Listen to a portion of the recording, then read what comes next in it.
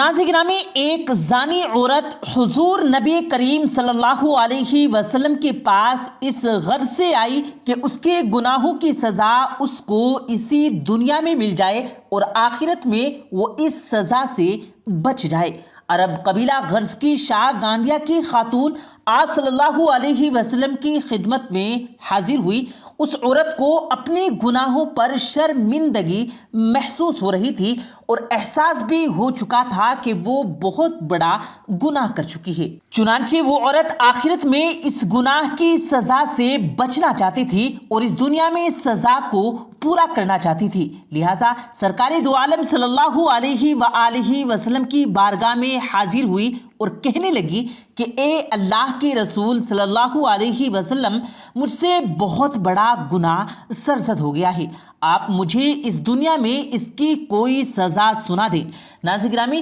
اس عورت کو کیا سزا سنائی گئی اور اس واقعے کی مکمل تفصیلات کیا ہیں، آج کے اس ویڈیو میں آپ کو تمام تر تفصیلات سے آگاہ کیا جائے گا اور ساتھ ہی ساتھ آپ کو زانیہ اور بدکار عورت کی پہچان کے حوالے سے بھی چند باتیں بتائی جائیں گی، اس لیے ویڈیو کو آخر تک ضرور دیکھیے گا۔ اور آگے بڑھنے سے پہلے آپ سے گزارش ہے کہ اگر آپ نے ابھی تک ہمارے چینل کو سبسکرائب نہیں کیا تو بھی سبسکرائب کر کے بیل آئیکن کو پریس کر دیجئے تاکہ ہماری آنے والی تمام ویڈیوز آپ کو وقت پر ملتی رہیں۔ اس ویڈیو کو لائک اور شیئر کرنا بھی مت بھولیے گا۔ خواتین و حضرات، جب اس عورت نے سزا کا سوال کیا تو رسول خدا صلی اللہ علیہ وسلم نے اس کی بات سن لی اور اس کو گھر واپس جانے کا حکم دے دیا۔ اس پر خاتون نے کہا کہ اے اللہ کے حبیب، کیا آپ مجھے معاذ بن مالک کی طرح واپس کر رہے ہیں؟ اور وہ عورت کہنے لگی کہ میں تو حاملہ بھی ہوں۔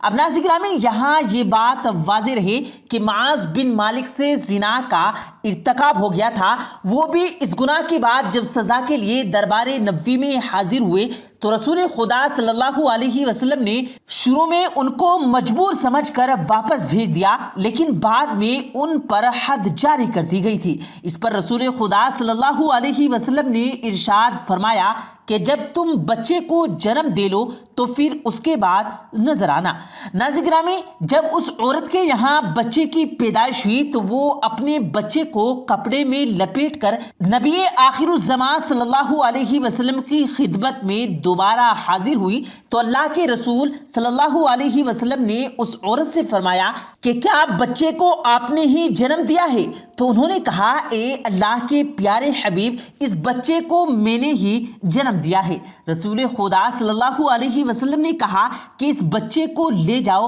اور دودھ چھڑانے کے بعد واپس آنا۔ وہ عورت چلی گئی اور کچھ عرصے کے بعد دوبارہ واپس آئی۔ اس وقت بچے کے ہاتھ میں روٹی کا ایک ٹکڑا تھا۔ ناظرین گرامی، وہ عورت کہنے لگی کہ اے اللہ کے حبیب صلی اللہ علیہ وآلہ وسلم، اب یہ بچہ خود کھانے لگا ہے۔ آپ صلی اللہ علیہ وسلم نے اس بچے کو لے کر ایک مسلمان کے حوالے کر دیا اور اس کے بعد اس عورت کے سینے تک ایک گڑھا کھود کر عورت کو اس میں بٹھا دیا گیا اور اس کے کپڑے مضبوطی سے باندھ دیے گئے تاکہ سطر نہ کھلے، اور پھر اس کے بعد آپ صلی اللہ علیہ وسلم نے لوگوں کو اس عورت کو سنگسار کرنے کا حکم دے دیا۔ اس عورت کو سنگسار کرنے میں خالد بن ولید رضی اللہ تعالی عنہ بھی شامل تھے۔ انہوں نے عورت کے سر پر ایک بڑا پتھر دے مارا جس کے باعث خون کے چھینٹے خالد بن ولید کے سر پر گرے تو انہوں نے اس عورت کو برا بھلا کہا۔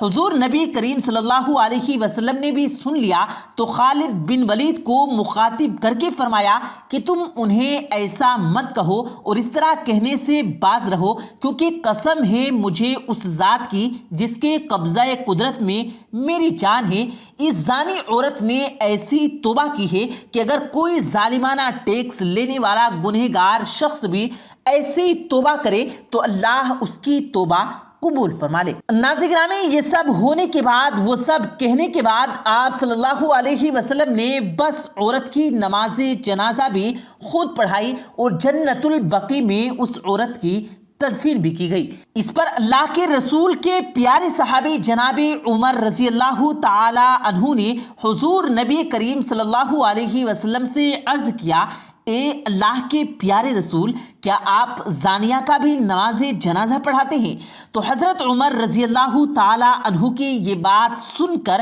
حضور نبی کریم صلی اللہ علیہ وسلم نے ارشاد فرمایا کہ اس زانیہ عورت نے ایسی توبہ کی ہے کہ اگر مدینے کے 70 آدمیوں میں بھی اس کو تقسیم کیا جائے تو سب کے لیے کافی ہو جائے۔ آپ صلی اللہ علیہ وسلم حضرت عمر رضی اللہ تعالی عنہ سے فرماتے ہیں کہ آپ نے ایسی توبہ کبھی دیکھی ہے کہ کسی نے اپنے گناہوں کی بخشش کے لیے اپنی جان بھی قربان کر دی؟ ناظرین گرامی، اس زانیہ عورت کا قصہ تھا کہ جو رحمت للعالمین صلی اللہ علیہ وسلم کے سامنے اپنے گناہ کا اعتراف کرتی ہے اور پھر دنیا میں اس گناہ کی سزا دیے جانے کی درخواست بھی کرتی ہے۔ اس پر رسول خدا صلی اللہ علیہ وسلم نے اس کے بچے کو اس قابل ہو جانے کے بعد کہ وہ خود کھانا کھا سکے تو اس پر حد مقرر کی اور اس کو سزا سنا دی گئی۔ دراصل ناظرین گرامی، زنا کی 6 سزائیں ہیں،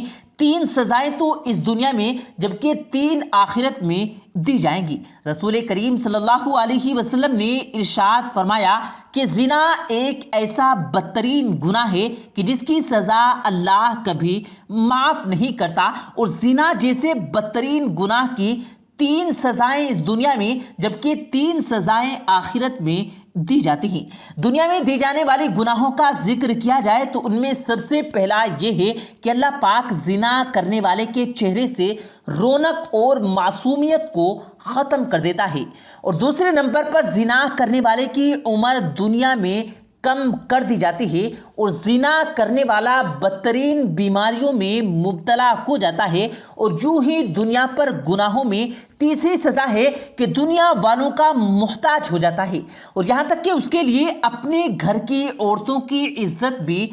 محفوظ نہیں رہتی ہے۔ اسی طرح زنا کرنے والے کے لیے آخرت میں بھی 3 سخت سزائیں بنائی گئی ہیں۔ ان میں سب سے پہلی سزا یہ ہے کہ قیامت کے روز زنا کرنے والے شخص سے اللہ تعالیٰ ناراض ہوگا، اور جس سے خدا تعالیٰ ناراض ہو تو ایسے شخص کے لیے صرف اور صرف تباہی اور بربادی ہے۔ ایسے شخص کے نامہ اعمال سے نیکیاں گھٹا دی جاتی ہیں، اور ایسے شخص کے قبر میں اور قیامت کے دن سخت حساب لیا جائے گا۔ جبکہ زنا کرنے والے سے تیسری سزا یہ ہوگی کہ دوزخ ایسے انسان کے لیے تڑپ رہی ہوگی۔ دوزخ اللہ سے یہ فریاد کرے گی کہ اے اللہ، اس زانی انسان کو میری طرف بھیج دے۔ اور ناظرین گرامی، جس طرح ویڈیو کے شروع میں آپ سے ذکر کیا گیا کہ حدیث کے مطابق آپ کو چند ایسے حوالے دیے جائیں گے کہ کس طرح سے زانی اور بدکار عورت کو پہچانا جا سکتا ہے۔